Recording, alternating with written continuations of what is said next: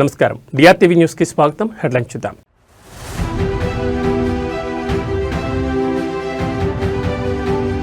ఇలాంటి నగరం మరొకటి లేదు.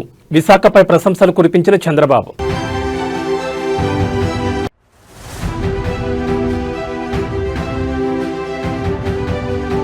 ఢిల్లీ హైకోర్టును ఆశ్రయించిన ఏపీ డిప్యూటీ సీఎం.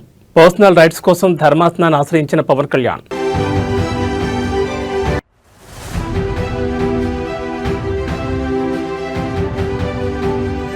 అల్లూరు జిల్లాలో యాత్రికుల బస్సు బోల్తా, 9 మంది యాత్రికులు దుర్మరణం.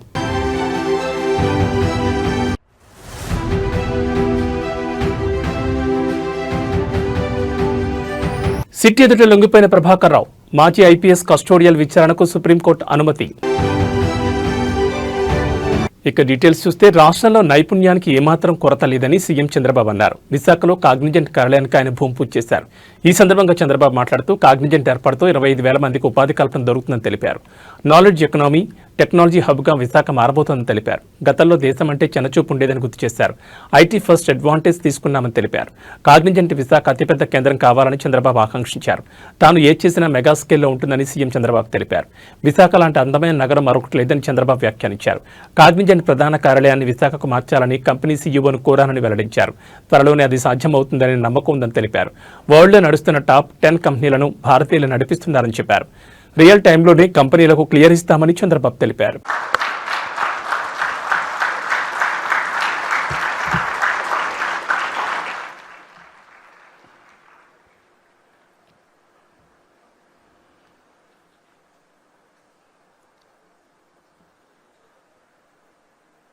అందరికీ నమస్కారాలు.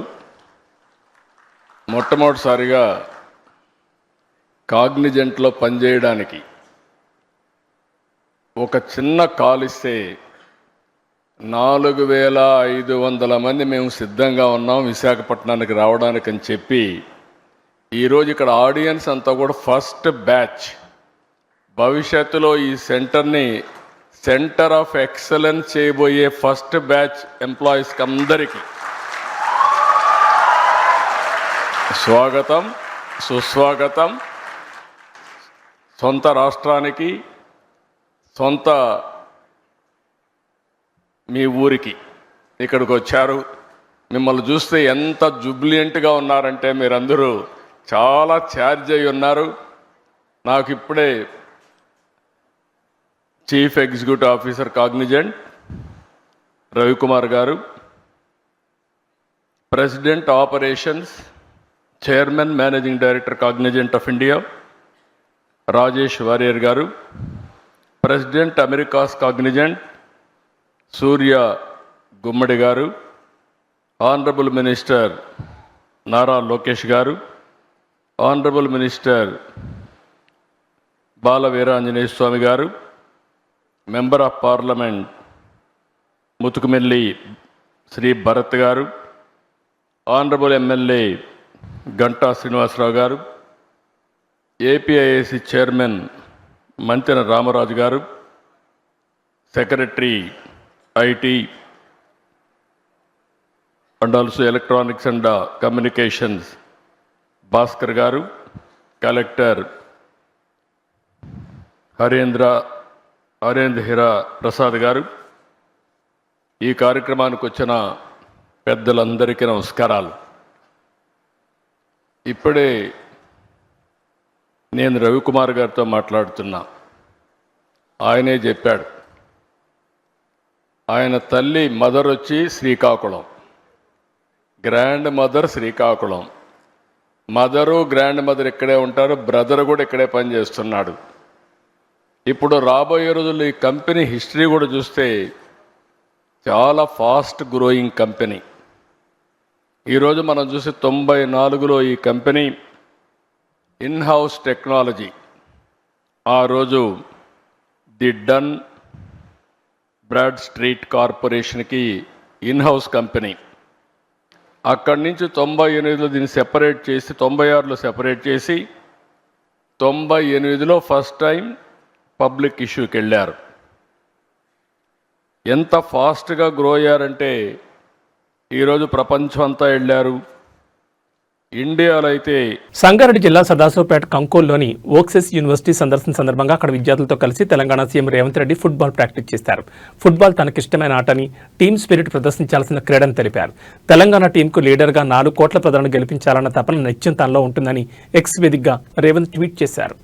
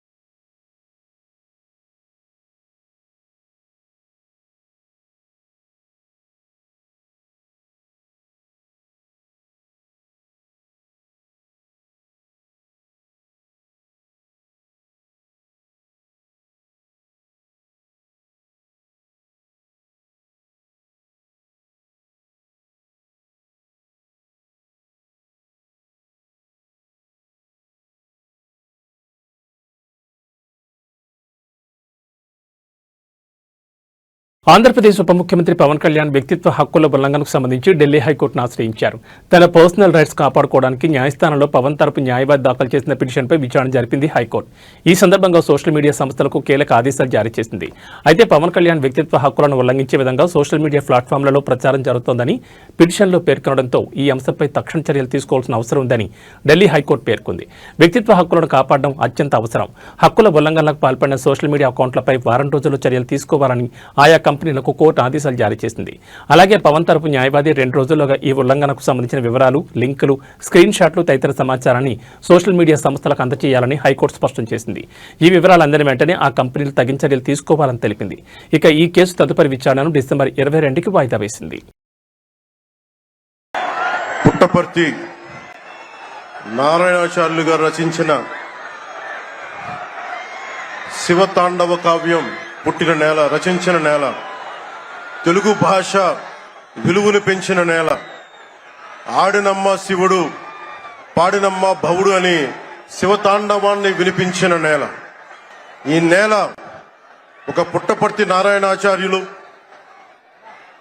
కవి, బళ్ళారి రాఘవ గారు లాంటి నాటకరంగ రచయిత, నటుడు, విధాన్ విశ్వం లాంటి మహానుభావులు, గజ్జల మల్లారెడ్డి గారి లాంటి కవులు, ఇలాంటి వాళ్ళందరూ పుట్టిన నేల. ప్రతి రాయలసీమ కవులు, కళాకారులు అనేది ఋతువులు ఎన్నైనా మా రాళ్లసీమకి ఒకటే ఋతువు, కరువు ఋతువు. కాలాలు ఎన్నైనా మా రాయలసీమకి ఒకటే కాలం, ఎండాకాలం. దాన్ని మనం రూపుమాపే ప్రయత్నం చిత్తశుద్ధితో చేస్తోంది.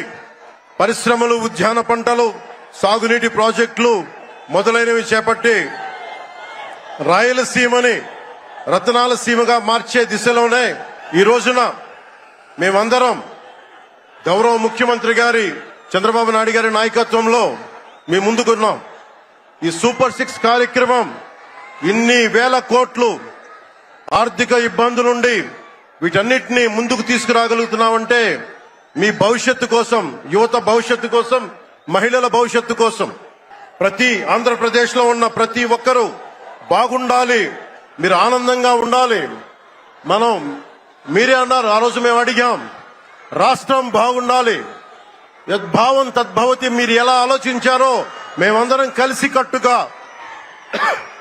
కలిసికట్టుగా పార్టీలు వేరైనప్పటికీ రాష్ట్ర హితువు, రాష్ట్ర శ్రేయస్సును దృష్టిలో పెట్టుకొని ఈ రోజున మీ ముందుకొచ్చి ఇంత ఘన విజయంగా, ఇంత దిగ్విజయంతో ఈ సూపర్ 6 కార్యక్రమాన్ని మీ ముందుకు తీసుకొచ్చాం.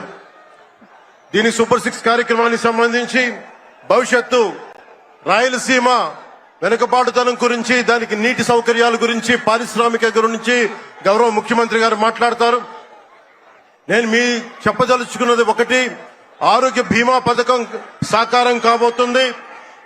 ఒక్కొక్క పథకం ద్వారా ఒక్కొక్క కుటుంబానికి 25 లక్షల ఆరోగ్య బీమా వర్తిస్తుంది. అలాగే పర్యాటక రంగం ఆంధ్రప్రదేశ్కు ఐటీ రంగంలో పెట్టుబడులను ఆకర్షించే దిశగా ప్రభుత్వం కీలక అడుగులు వేస్తోంది. ఇందులో భాగంగా విశాఖపట్నంలో ఒకే రోజు 4 ప్రముఖ ఐటీ సంస్థల ఏర్పాటుకు రాష్ట్ర ఐటీ ఎలక్ట్రానిక్స్ శాఖ మంత్రి నారా లోకేష్ శంకుస్థాపన చేశారు. ఈ కంపెనీల ద్వారా నగరంలోకి 282.60 కోట్ల పెట్టుబడులు రానుండగా సుమారు 4,300 మందికి ప్రత్యక్షంగా ఉద్యోగ అవకాశాలు లభించనున్నాయి. భీమిలి సమీపంలోని కాపులుప్పడలో ఇమాజినోవిట్ టెక్ సొల్యూషన్ సంస్థ 140 కోట్ల పెట్టుబడితో తన క్యాంపస్ను ఏర్పాటు చేయనుండగా దీని ద్వారా అత్యధికంగా 2,600 మందికి ఉద్యోగాలు రానున్నాయి. మధురవాడ ఐటీ హిల్ 2లో టెక్ తమ్మిన సంస్థ 62 కోట్లతో ఏర్పాటు చేస్తున్న యూనిట్ ద్వారా 500 మందికి, నాన్ రైల్ టెక్నాలజీ సంస్థ 50.60 కోట్ల పెట్టుబడితో 567 మందికి ఉపాధి కల్పించనున్నాయి. ఇదే ప్రాంతంలో ఏసియన్ ఇన్ఫోటెక్ సంస్థ 30 కోట్ల పెట్టుబడితో మరో 600 మందికి ఉద్యోగాలు కల్పించనుంది. ఈ సంస్థ 12 నెలల్లో తన కార్యకలాపాలను ప్రారంభించనుంది. ఈ శంకుస్థాపన కార్యక్రమాల్లో జిల్లా ఇన్ఛార్జ్ మంత్రి డోలా బాలవీరాంజనేయ స్వామి, పరిశ్రమల శాఖ మంత్రి Kondapalli Srinivas, MP Bharat, MLA Ganta Srinivasa Rao, APIIC chairman Mantena Ramaraju, IT కార్యదర్శి కాటంనేని భాస్కర్, ఆయా కంపెనీల సీఈఓలు, ప్రతినిధులు పాల్గొన్నారు.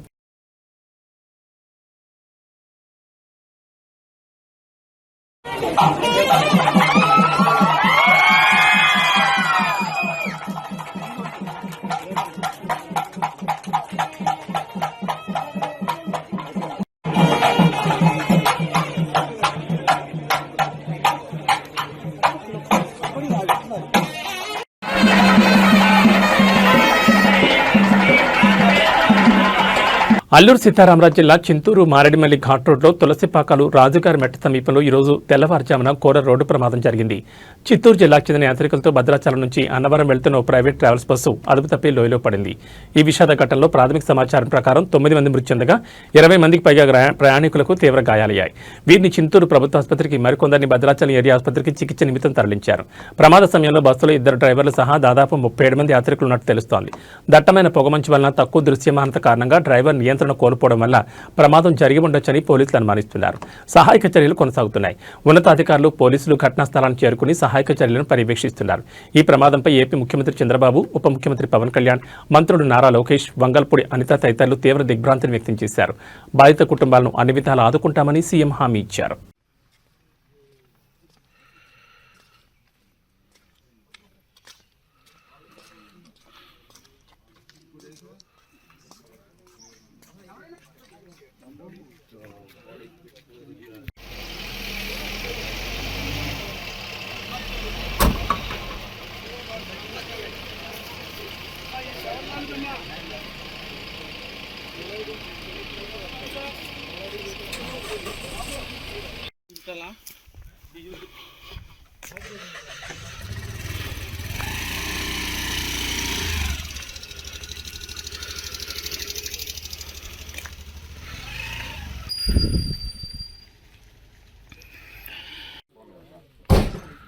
రింగ్ చేస్తే ఈ టర్న్ రింగ్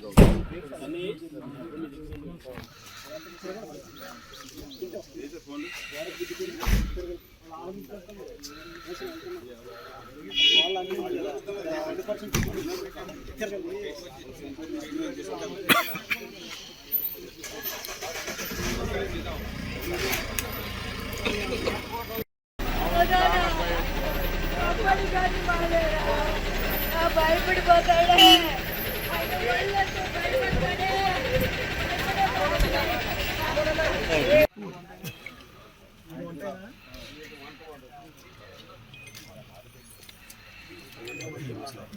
నేను మాట్లాడు ఒకసారి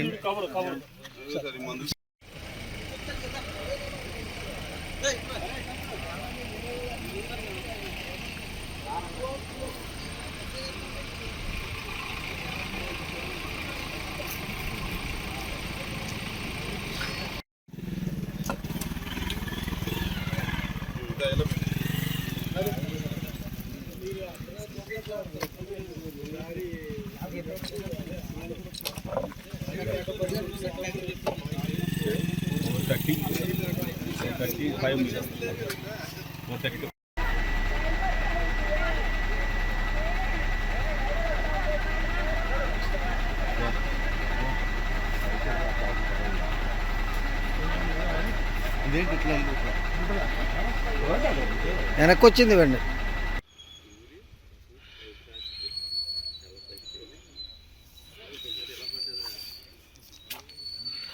చెయ్యి పైకి టాక్సిక్ బయట హైట్కి వెళ్ళి కింద పడ్డది చూడు తిప్పేసారు ఎలాగైనా తెలంగాణలో సంచలనం సృష్టించిన ఫోన్ ట్యాపింగ్ కేసులో తాజాగా కీలక పరిణామం చోటు చేసుకుంది. ఈ కేసులో నిందితుడిగా ఉన్న మాజీ ఐపీఎస్ అధికారి ప్రభాకర్ రావు సిట్ ఎదుట ఈ రోజు లొంగిపోయారు. ఉదయం జూబ్లీహిల్స్ పోలీస్ స్టేషన్కి వెళ్లిన ప్రభాకర్ రావు సిట్ అధికారుల ముందు హాజరయ్యారు. నిన్న సుప్రీంకోర్టులో ఫోన్ ట్యాపింగ్ కేసు విచారణకు వచ్చింది. ఈ సందర్భంగా సిట్ న్యాయవాది వాదనలు వినిపిస్తూ ప్రభాకర్ రావు విచారణకు సహకరించడం లేదని, మొబైల్, ల్యాప్టాప్ తదితర ఎలక్ట్రానిక్ పరికరాలను మెమరీ మొత్తం డిలీట్ చేసి అప్పగించారని పేర్కొన్నారు. ఆయన నుంచి సమాచారం రాబట్టేందుకు ప్రభాకర్ రావును కస్టోడియల్ విచారణకు అప్పగించాలని కోరారు. దీనికి సానుకూలంగా స్పందించిన అత్యున్నత న్యాయస్థానం వారం రోజుల కస్టోడియల్ విచారణకు అనుమతించింది. ఆ తర్వాత వచ్చే రిపోర్టుపై మళ్లీ విచారణ చేస్తామని పేర్కొంది. ఈ సందర్భంగా ప్రభాకర్ రావుకు భౌతికంగా ఎలాంటి హాని జరగకుండా చూడాలని, చట్ట ప్రకారం దర్యాప్తు చేయాలని అధికారులకు సూచించింది.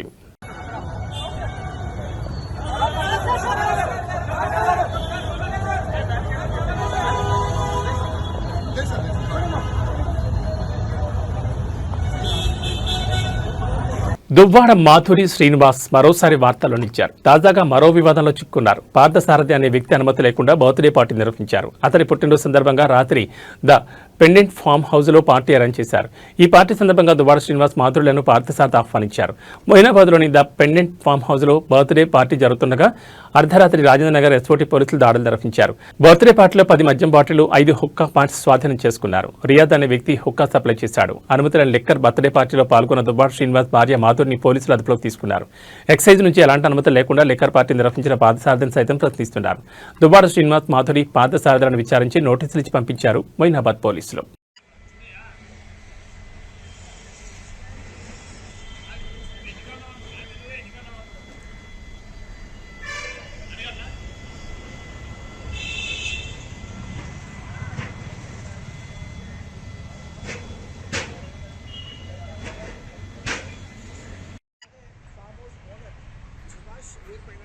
కేసు నమోదు చేశారు, వెరిఫికేషన్ చేసిన తర్వాత వీరి నుంచి వాళ్ళ ఆధారాలు వివరాలు సేకరించిన తర్వాత వారిని విడిచిపెట్టలేదు. సో మద్యం మత్తు ఉండడం, అలాగే బర్త్డే పార్టీ ఈవెంట్ అనేది పోలీసుల ఇటు ఎక్సైజ్ పోలీస్ నుంచి కూడా ఎలాంటి అనుమతి లేదు. సో ప్రస్తుతం మనం చూడొచ్చు అంటే pendant farm house Rajendra SOT పోలీసులు అర్ధరాత్రి రైడ్ చేసి ఈ దువ్వాడ మాదిరి బర్త్డే పార్టీ ఎక్కడైతే నిర్వహిస్తున్నారో అలాగే పార్థసారథి కూడా అది ఇన్వైట్ చేశారు. ప్రస్తుతం అయితే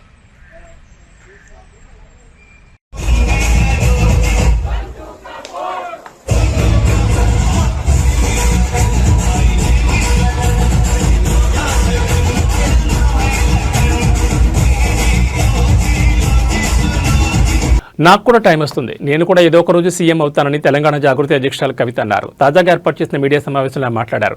తాను సీఎం అయితే 2014 నుంచి జరిగిన అన్ని విషయాలపై విచారణ చేయిస్తానని తెలిపారు. తనపై ఆరోపణలు చేసిన వారికి లీగల్ నోటీసులు పంపుతానని హెచ్చరించారు. బీఆర్ఎస్ నేతల అవినీతిపై ఇంకా చిట్టా విప్పలేదు, ఇది కేవలం టాస్ మాత్రమే అన్నారు. దీనికే ఉలిక్కిపడితే ఎలా, త్వరలోనే మీ అవినీతి అక్రమాలపై టెస్ట్ మ్యాచ్ ఉండబోతుందన్నారు. బీఆర్ఎస్ నేతల అవినీతిని తనపై రుద్దే ప్రయత్నం చేయొద్దని, తప్పుడు ఆరోపణలు చేస్తే ఒక్కొక్కరు తోలు తీస్తానన్నారు. హిల్ట్ పాలసీకి కిటికీలు తెరిచింది బీఆర్ఎస్ ప్రభుత్వమే అని, గతంలో బీఆర్ఎస్ బాటలు వేస్తే ప్రస్తుతం కాంగ్రెస్ రహదారులు వేస్తోందని కవిత ఆరోపించారు. కేటీఆర్ హయాంలో అనేక చెరువులు ప్రైవేట్ బిల్డర్లకు డెవలప్మెంట్ కోసం ఇచ్చారు. అందులో ఉస్మాన్ కుంట చెరువును ప్రణీత్ బిల్డర్స్కి ఇచ్చారు. ఇందులో మాధవరం కృష్ణారావు కొడుకు డైరెక్టర్గా ఉన్నారన్నారు. Sir let time decide. ఎప్పుడన్నా ఎవరైనా ఎంక్వైరీ చేస్తే డిసైడ్ అయితే చూద్దాం. ఏమీ కాకపోతే నాకెప్పుడో ఒకసారి టైం వస్తుంది. దేవుడు దయ ఉంటే నేను ముఖ్యమంత్రి అయితే కదా ఒకనాడు. ఆనాడు మాత్రం 2014 నుండి 2014 తెలంగాణ వచ్చినప్పటి నుండి ఇప్పటి వరకు అన్ని అన్యాయాల మీద నేను మాత్రం ఆరాధిస్తాను. 10 ఏళ్లలో ఎన్నడూ ఎవరు గవర్నమెంట్లో నా భర్త పేరు వినలేదు.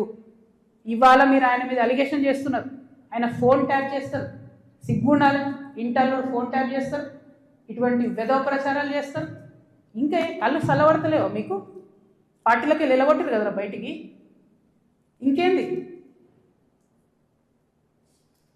మీరేమో మేము ఆడ ఢిల్లీలో కొట్లాడుతుంటే ఇక్కడ ఏసీ ఆఫీస్లా ఉండి పందికొక్కుల్లాగా కేసీఆర్ గారు నీడనే ఏరి ప్రజల సొమ్ము తిన్నది కాకుండా ఉల్టా నా మీద వెకిలి ప్రయత్నాలు వేస్తే మాత్రం ఒక్కొక్కరిది కాళ్ళు ఇరగొడతా చెప్తున్నాను. నాకు ఇట్లాంటి భాష మాట్లాడడం ఇష్టం ఉండదు. ఇవాళ మాట్లాడక తప్పని పరిస్థితి అవుతుంది. పోలవరం నల్లమల సాగర్ ఇరిగేషన్ ప్రాజెక్టుపై తెలంగాణ ప్రభుత్వం కీలక నిర్ణయం తీసుకుంది. ఏపీ ప్రభుత్వంపై సుప్రీంకోర్టులో అభ్యంతరాలు దాఖలు చేయాలని తెలంగాణ ప్రభుత్వం నిర్ణయించింది. ఈ కేసుకు సంబంధించి సుప్రీంకోర్టులో తెలంగాణ తరపున ప్రాతినిధ్యం వహించాలని సుప్రీంకోర్టు సీనియర్ న్యాయవాది అభిషేక్ మనుసింఘ్విని తెలంగాణ రాష్ట్ర ప్రభుత్వం అభ్యర్థించింది. రేపు పోలవరం బనకచర్ల సుప్రీంకోర్టు కేసుపై ఢిల్లీలోని తెలంగాణ భవన్లో మధ్యాహ్నం 12 గంటలకు సన్నాహక సమావేశం నిర్వహించనున్నారు. రేపు మధ్యాహ్నం 2:30 గంటలకు అభిషేక్ మనుసింఘ్వితో ఇరిగేషన్ మంత్రి ఉత్తమ్ కుమార్ రెడ్డి సమావేశం కానున్నారు. కాగా ఏపీ అక్రమంగా చేపడుతున్న పోలవరం నల్లమల సాగర్ లింక్ ప్రాజెక్టుకు చెక్ పెట్టే దిశగా రాష్ట్ర ప్రభుత్వం అడుగులు వేస్తోంది. పోలవరం బనకచర్ల లింకులో మార్పులు చేసి నల్లమల సాగర్ వరకు తరలించాలని నిర్ణయించింది ఏపీ ప్రభుత్వం. ఇటీవలే దాని డీటెయిల్డ్ ప్రాజెక్ట్ రిపోర్టుకు టెండర్లను పిలిచిన సంగతి తెలిసిందే. ఈ నేపథ్యంలోనే నల్లమల సాగర్ లింకును తెలంగాణ రాష్ట్ర ప్రభుత్వం ప్రయత్నాలు ముమ్మరం చేస్తోంది. Central water commission, national water development agency, Polavaram project authority, Krishna board, Godavari బోర్డుల అభ్యంతరాలు తెలిపిన ఏపీ మొండిగా ముందుకెళ్తుండాన్ని ప్రభుత్వం సీరియస్గా తీసుకుంది. ఈ నేపథ్యంలోనే అన్ని ఆధారాలతో సుప్రీంకోర్టును ఆశ్రయించింది తెలంగాణ ప్రభుత్వం.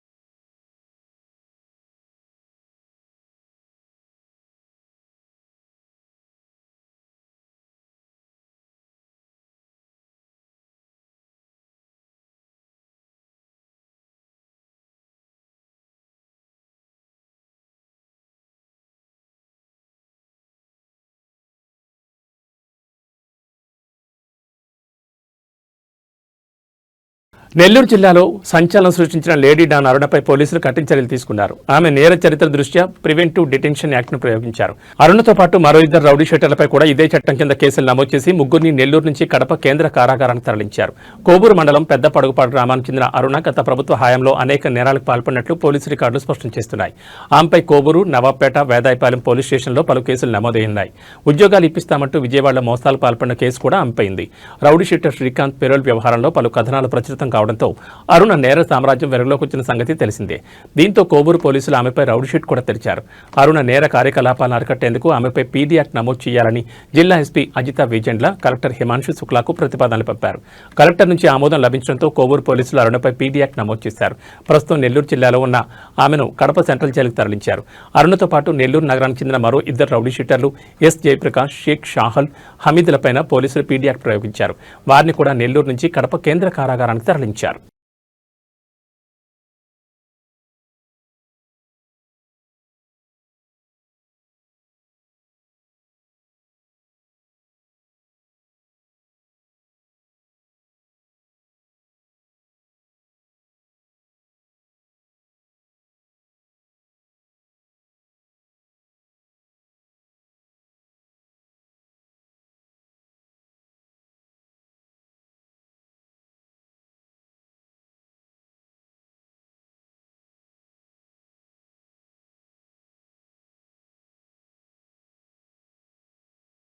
మహబూబాబాద్ జిల్లా సోమ్లా తాండాలో నిన్న జరిగిన సర్పంచ్ ఎన్నికల ఫలితాల అనంతరం తీవ్ర ఉద్రిక్తత చోటు చేసుకుంది. ఎన్నికల్లో ఓటమి పాలైన కాంగ్రెస్ అభ్యర్థి కౌసల్య తరపున ప్రచారం చేసిన కార్యకర్తలు ఓటర్లను ప్రశ్నిస్తూ చేసిన హల్చల్ కలకలం రేపింది.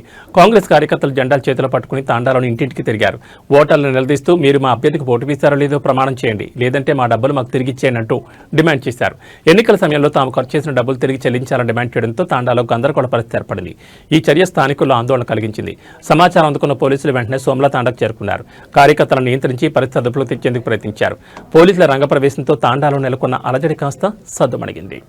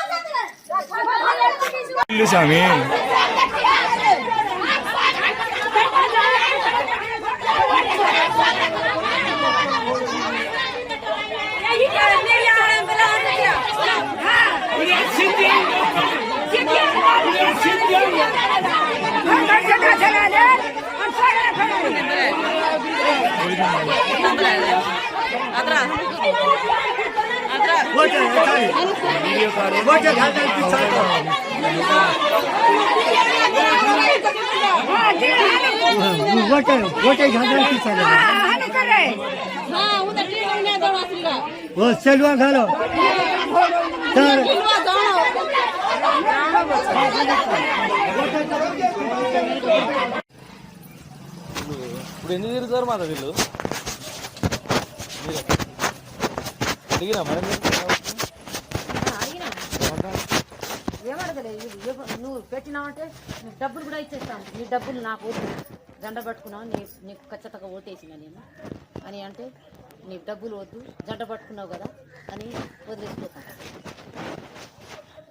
లోపల వేయకపోతే డబ్బులు తీసుకుంటారా? తీసుకుంటాను.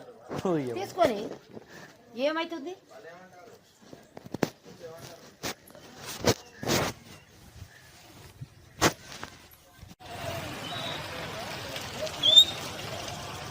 కొట్టు సామి మళ్ళీ పోతే దొరకదు.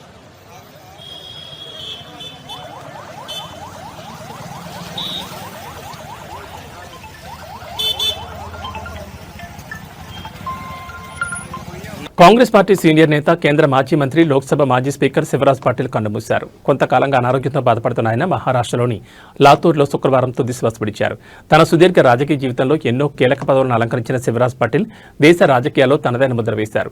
1972లో లాతూర్ నియోజకవర్గం నుంచి ఎమ్మెల్యేగా ఎన్నికైన తన రాజకీయ ప్రస్థానాన్ని ప్రారంభించిన శివరాజ్ పాటిల్ రాష్ట్ర అసెంబ్లీ స్పీకర్ కూడా పనిచేశారు. 1980లో తొలిసారి లాతూర్ నుంచి లోక్సభకు ఎన్నికై జాతీయ రాజకీయాల్లోకి ప్రవేశించారు. అప్పటి నుంచి 1999 వరకు వరుసగా 7 సార్లు అదే స్థానం నుంచి ఎంపీగా గెలుపొంది రికార్డు సృష్టించారు. ఇందిరాగాంధీ, రాజీవ్ గాంధీ ప్రభుత్వాల్లో రక్షణ, వాణిజ్యం, శాస్త్ర సాంకేతిక, పౌర విమానయానం వంటి పలు కీలక శాఖలకు మంత్రిగా సేవలందించారు. 1991 నుంచి 96 వరకు లోక్సభ స్పీకర్గా ఆయన బాధ్యతలు నిర్వర్తించారు. ఆయన హయాంలోని పార్లమెంటరీ లైబ్రరీ భవన నిర్మాణం, లోక్సభ కార్యకలాపాల ప్రత్యక్ష ప్రసారం వంటి ముఖ్యమైన సంస్కరణలు జరిగాయి. 2004లో యూపీఏ ప్రభుత్వంలో కేంద్ర హోంమంత్రిగా బాధ్యతలు చేపట్టిన శివరాజ్ పాటిల్ 2008లో ముంబైలో జరిగిన 26/11 ఉగ్రదాడులకు నైతిక బాధ్యత వహిస్తూ తన పదవికి రాజీనామా చేశారు. ఆ తర్వాత 2010 నుంచి 2015 వరకు పంజాబ్ గవర్నర్గా, చండీగఢ్ అడ్మినిస్ట్రేటర్గా కూడా ఆయన సేవలందించారు.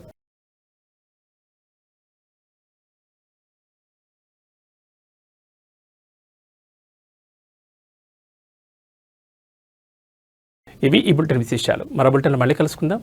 నమస్కారం.